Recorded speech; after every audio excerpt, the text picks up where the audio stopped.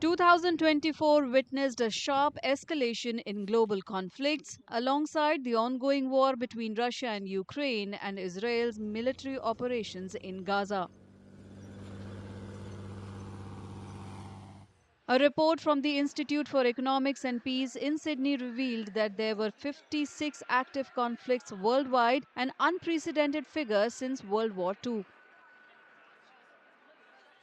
Data from the non-profit group Armed Conflict Location and Event Data showed that conflict-related deaths surged from approximately 1,80,000 in 2023 to nearly 2,34,000 in 2024, marking a 30% increase.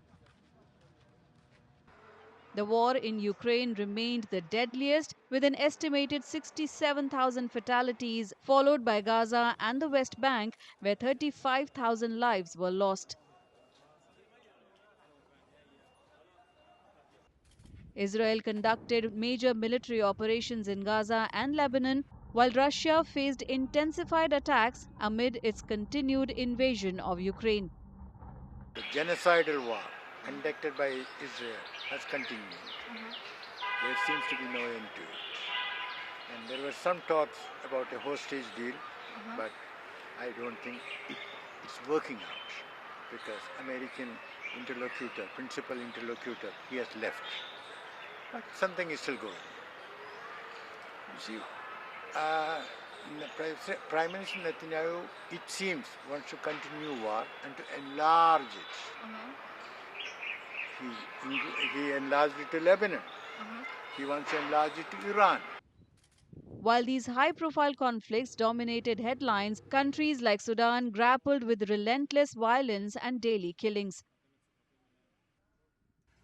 These conflicts have profoundly impacted geopolitics, affecting nations in both significant and subtle ways.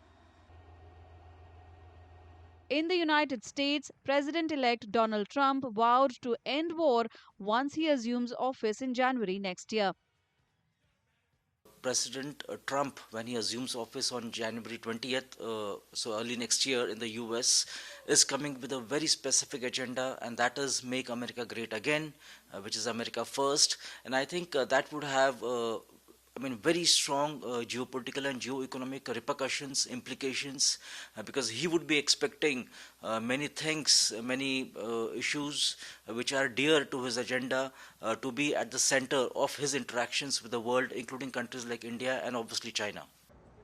Global calls for a resolution to the Russia-Ukraine conflict intensified, with nations like Germany and France urging diplomatic talks to end the crisis.